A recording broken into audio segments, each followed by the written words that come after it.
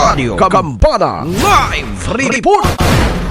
Nalakip si Ozamis City Mayor ND Waminal sa mga giilang top-performing mayors sa tibuok Pilipinas. Kini ang nasayran subay sa pinakaulahing Boses ng Bayan survey nga gilusad sa RP Mission and Development Foundation Incorporated. Nasayran nga ang Boses ng Bayan survey sa RPMD Foundation Incorporated, usa ka komprehensibo nga assessment program nga nag-evaluate sa job performance sa 148 nga mga city mayors sa tibuok Pilipinas.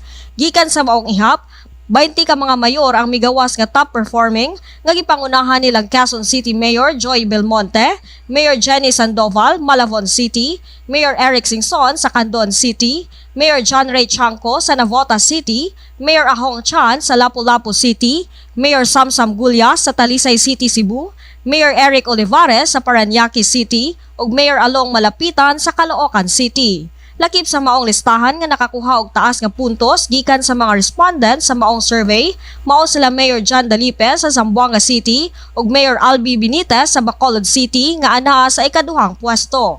Samtang ang anaa sa ikatulong pwesto mao silang Mayor Jerry Triñas sa Iloilo City, Mayor Ross Rizal sa Calamba City, Mayor Art Robes sa San Jose del Monte City, Mayor Nico Nacional sa Maasin City, ug Ozamis City Mayor ND Waminal nga nakakuha og 86.88% approval rating. Makita sa maong survey ang dedikasyon ug kaepektibo sa pagpamuno sa mga mayor sa ilang mga lugar nga gialagaran. Alang sa DXDD Radyo Kampana, ang radyo sa simbahan, ako si Double D 15 Kimberly Mahinay, Danag sa Dakbayan. Radio Kambana Live Report.